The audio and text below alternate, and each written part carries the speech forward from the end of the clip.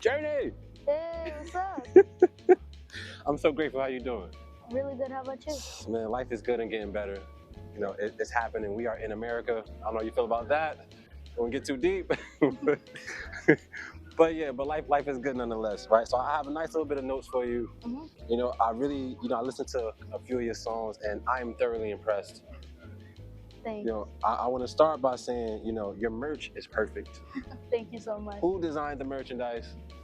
That guy over there. That guy over there. Shout out to that guy over there. Mr. That guy. Mr. That guy. Thank you, Dad.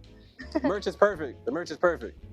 You know, because it's important to, like, you know, as you build your music business, you know, a lot of times, especially these days in music, a lot of money comes from the merchandise. Yeah. So to have something that's so identifiable with you, that's a big deal. How do you feel about it?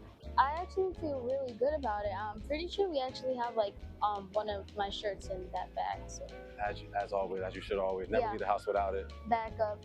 Always, always, always. And your hair. How much love goes into your hair? About 40 minutes of love goes into 40 my minutes. hair. It's like a lot of shampoo and conditioner. So like I go through like 3 bottles a month each of shampoo and conditioner, and it's like 40 minutes because I have to tangle it, style it, let it dry, which takes more than 40 minutes. And so I want to talk about the creative process, right? But we don't get into the obvious things of performing live and all stuff like that. But like, I'm really, really, really interested in your creative process. Like, how are these songs coming about? You had some really mature, like, statements. I wrote some statements now. I'm quoting you in this interview. You know, so before I do that though, I just want to, like, what's your creative process? My creative process is like a mix of thinking of how I want to view it even in the future, and thinking of how I want people to view it. Because once I figure out that it's something I like, normally what I want it to be like is kind of how I feel like the people who listen to it, the audience, interprets it. So it's like everything just locks in, once I figure out what I like about it. So that must mean you have a really good taste in music. Yeah. Right. What's your favorite song right now? Or favorite song? Just give me any one person that pops up. I'm good. Okay. I've been listening to a lot of the Zombies 4 soundtrack, so I have to pick My Own Way by Freya Sky. My Own Ways. It's a good record. Yeah, the dream come true. Like the harmonies in that record, just we love those songs. Mm-hmm. We listen to it a lot, like ridiculous amount of times. Like, Yeah. I have an 11-year-old and a 3-year-old, and they play this song. My daughter's learning to dance this. I can't dance. I'm not gonna do it. But it's amazing. It's amazing soundtrack. It's a vibe. Big vibes. Yep. Big vibes. So, you know, when you did America's Got Talent, right? That was last year. Yeah, last year. So when you did that, right? It's a gutsy move to audition with your own song. Yeah, definitely. You know, and a lot of people would never. They would pick something they would know a crowd favorite, get the crowd on their side, things of that nature. So whose decision was it? First part of the question, and then how did you feel mentally walking on the stage knowing that you're going to do a song that nobody heard before, and like, how was that? It was very exciting. To answer your first part of the question, I randomly decided, like, hey, why don't I do my own song? And an interesting fact about me is I get more nervous for small things than big things. Right. So when I walked on the stage, I was like, oh, it's not that bad. Like, you know when you're at the doctor's office and like you're so afraid to get a needle, and then like once it goes in, you're like, oh. We're going to get lunch already? Yeah. So I get that. You know, when I perform, I'm nervous until I speak. The moment I start talking, I don't even think about it anymore. It's like it's something that happened that's long in the past, and now I'm just present in the moment. And I wrote here, you know, you're poised on stage. is like Kobe Bryant. Like this guy on stage is like Kobe Bryant, fourth quarter, Michael Jordan, game-winning shot. Like your eyes, like looking in your eyes, you. It's not that you don't have fear, right? I don't know. I don't know what fearless is because I think we all experience it in some way. But is you seem so certain, you know? Like how did you develop that? Once you, I feel like with original music, it kind of just becomes a part of you. So you get very comfortable singing it. So that first moment that you perform it, it feels so good to like show the world. Yeah, yeah. Yeah. I get that. And being here, right? How does it feel to be here? You know, like I know you perform here, and like how does it full circle moment?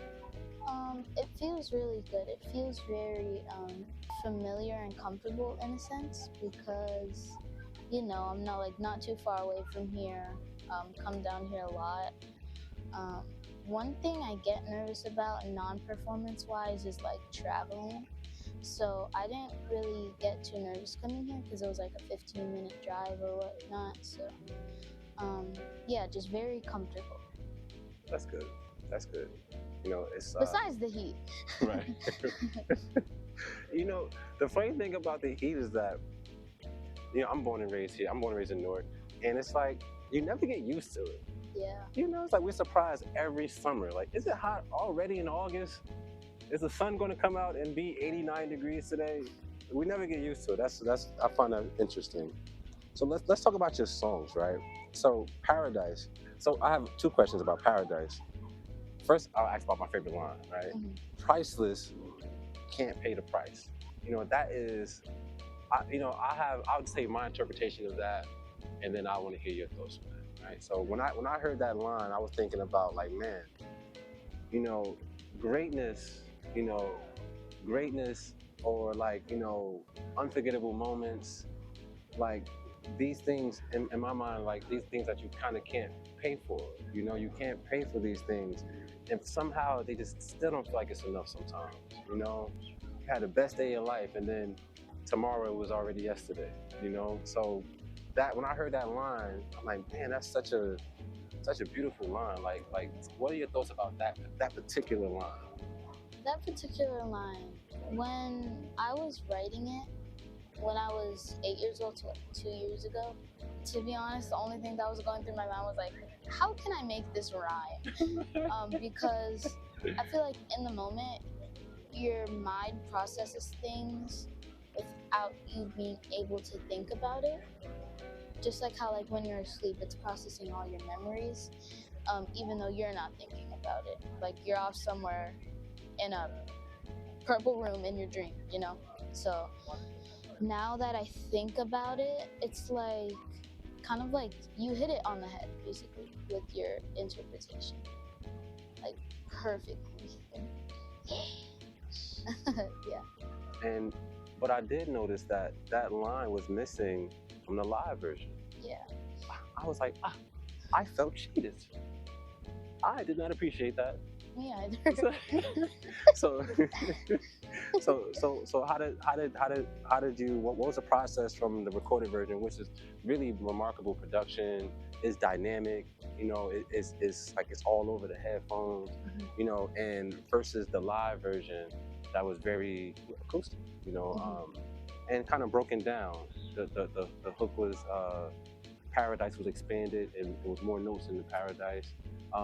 So how do you? What are your thoughts on the distinguishing factors between the two different versions? Which one you like better too? So I feel like my favorite part about the live version is that once you hear that first piano chord, you're like, oh, that's Paradise. And I feel like it's only because it's a bit more familiar and not many people take the time to go to Spotify, which make sure to check me out.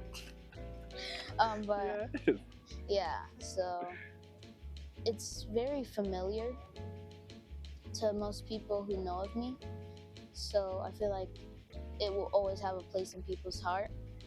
And then the other version of Paradise, it's very cinematic, you know, very, it just feels very correct, especially with the lyrics. I feel like the instrumental fits the lyrics so well. Perfect. It's like amazing, that production. So yeah, I feel like it's very calming, and you still get the feeling that you feel when you listen to the live version, except like plus Yeah, right. It's next level. right. So Right. I feel like now my favorite is probably not the one from AGT. Yeah, I get that. and the only reason why is just because it's very different. When you think of Paradise, you probably think of like, there's so many versions of Paradise I've made, so it's like going through my head. I'm like, wait, is he talking about? But like, I get which one you're talking about. Right. But if I'm being honest, my favorite version of Paradise is the unreleased one. You know, So yeah. I get that. I get that, and I'm jealous because I don't have access to the unreleased version. And as a I'll send it to you. yes, Don't worry. but as an artist, like I go through that all the time. You know, the original version that the world didn't hear because before all the extra production and post production and all the stuff. Yeah. That's normally my favorite one too. The super unperfect one. You know, I get that. And how hands on are you with the recording process and the mixing process and the post production process? Well, most people, but not a lot of people, know this about me. The only two that, oh, look, it's a bird, perfect. Right on time. But you're not allowed to fly. You can't prove me wrong in my song lyrics, little man. It's not allowed. Okay, I'm sorry. It's cool. What was I talking about? The post-production process, what a lot of people don't know. What a lot of people don't know is, besides this like EDM version of Paradise that's out, which was like a collab, and also the like cinematic version, which I worked with somebody. Okay. All of the beats, lyrics, melodies, and like everything is done by me. Like everything. So that's super impressive. Man. Ongoing with that question, my favorite beat I've ever made is my song Cinematic Pop. I'm gonna check it out next. That's the next one. You have a song called Smartphone. Right now, I like smartphone. You know why I like smartphone? What? I like because I say that. My smartphone is not behaving the smartest right now. Yes. It is actually opposite. So, I want to hear about, oh, it's cooking. My phone got scorched by the sun. Great. Right. Why wouldn't that happen? And that's why I'm happy we use your mics. Right. So that song is well written because that's such a common conversation. And I might say this throughout the interview, I'm very impressed with your intellect. It shows in your music. So, I'm like, okay, I'm trying to keep the conversation, not too serious, but you are remarkable. So thank you, and God bless your parents. But that song Smartphone, without the smart part. Yeah. So talk about that song. That's the most recent release, right? And that song is really good. Give me your thoughts on that record. It's probably like my third favorite of my songs. I'll get more into like the tier list later because I know that's something that a lot of people want to hear. And also, we want to make sure that they watch the whole video. Right. Watch the whole video. Watch the whole video. Okay. I feel like there's a lot of ways that the lyrics can be interpreted. Probably most common is like, why is my phone not working? But how I saw it when I was writing it is about somebody, not personally that like I've actually experienced, but just something other people can relate to that I haven't experienced yet. So it's something or someone that they can always go to, because I like to think of my songs as people. Interesting. It's like you got along so well with this person, and you think that they're a really great person, and then one day everything just changes and they're just a completely new person, and it feels like a lot of change has happened, and you're always told that change is a good thing, but sometimes you can't really believe everything. especially in the moment. Yeah. You ever heard the saying, hindsight is 2020? I've actually never heard that saying. Well, yeah, that's the thing, right? When we looking through the rear view, you know, we can see everything a little bit clearer because we experienced it for one, and now we've had time to analyze the perspectives, you know. So I can see from my side, see from your side, see from other perspectives and things of that nature. So looking at things in the past, you know, in the moment, it doesn't always feel the best, but I personally believe that, you know, everything happens for a reason, even if we can't see it right now. So that's a really that's really good way to look at songs. You know, my songs are people, and you put yourself in other people's shoes, even if you haven't experienced the thing yet. You have the emotional intelligence, which is very impressive, my friend. Oh man, I'm becoming a bigger fan by the question. Right, my favorite song, however, I've probably listened to about 10 times just now. Oceans. Okay, I like the song for multiple reasons. The lyrics are out of this world. It sounds like a gospel song. It's a spiritual song. My favorite line was, "My faith will be made stronger in the presence of my Savior." You know, which is, I had to rewind that line so many times because it's like, man, when am I not in the presence of my Savior? So my faith should not waver.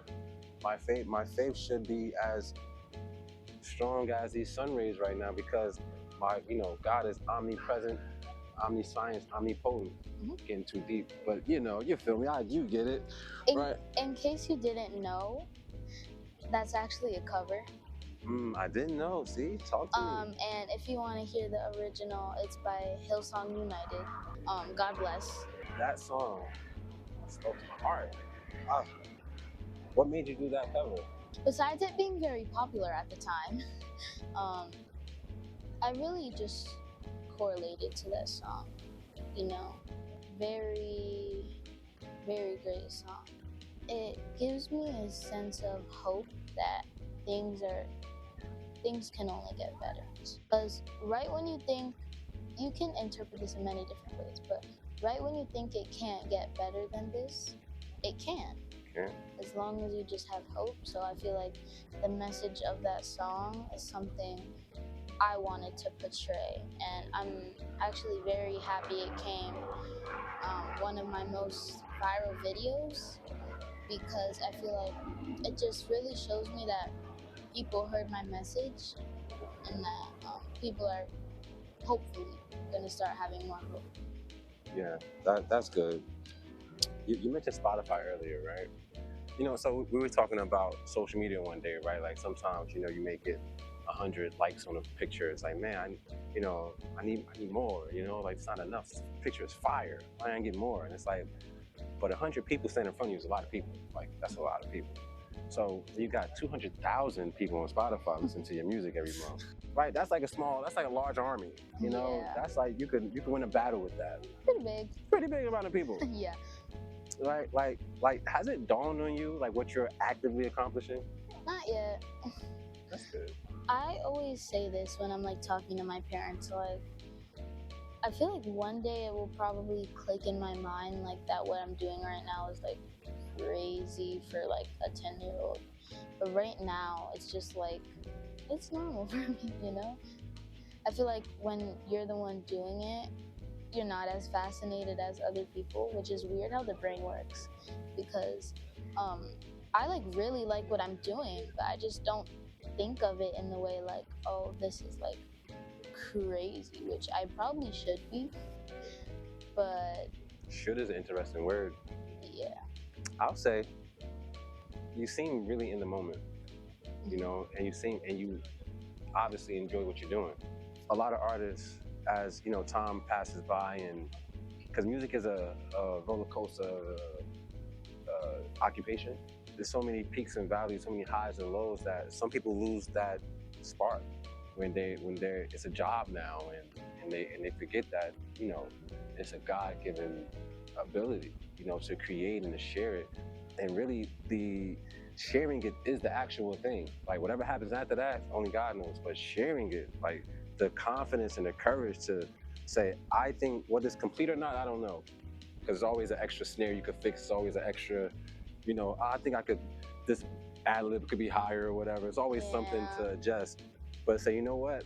I'm going to share this with the world. Like that's the magic right there, you know. So after you put your first song out, right? What was the very first song you put out?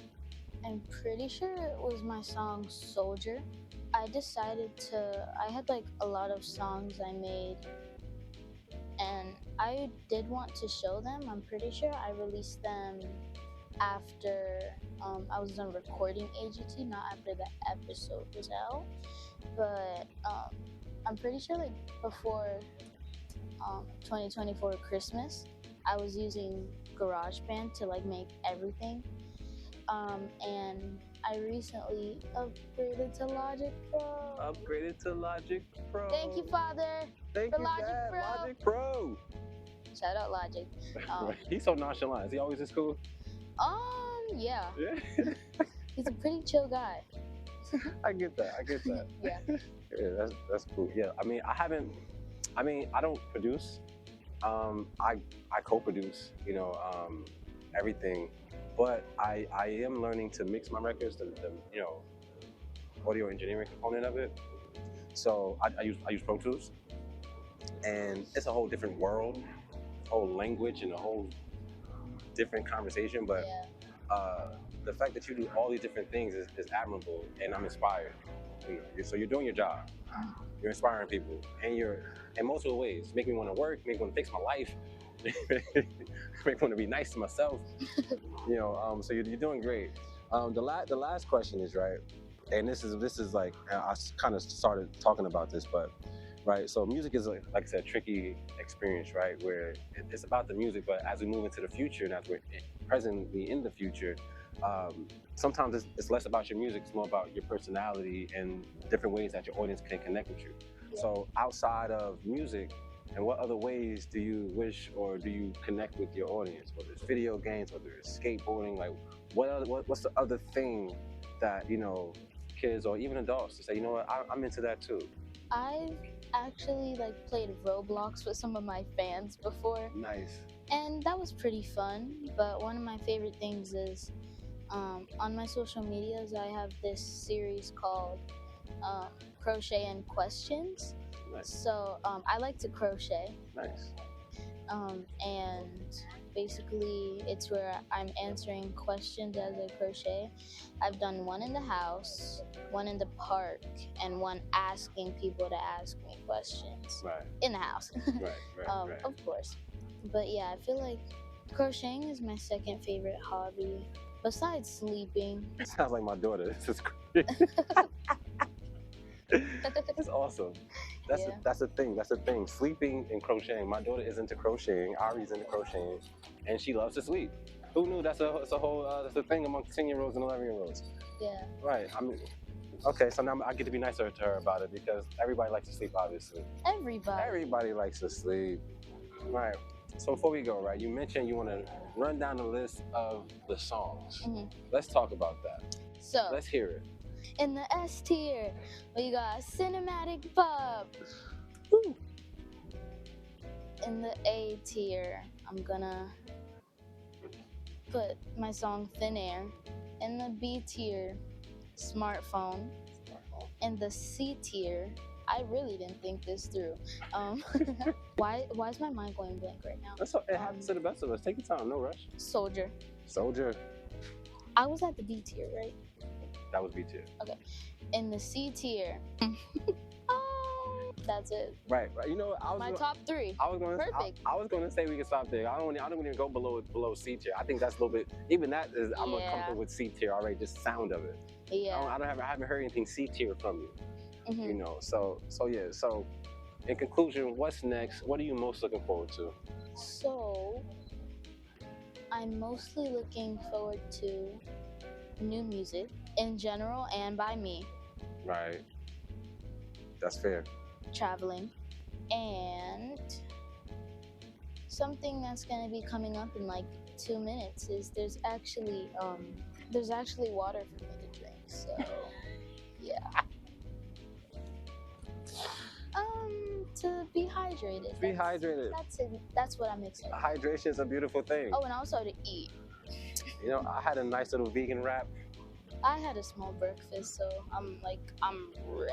Ready to eat. Listen, Yeah. so I'm not gonna hold you up. I want to say thank you so much. You're doing a great job at what you're doing. I'm happy to hear the authenticity from you, the level of intelligence that you possess. I am inspired.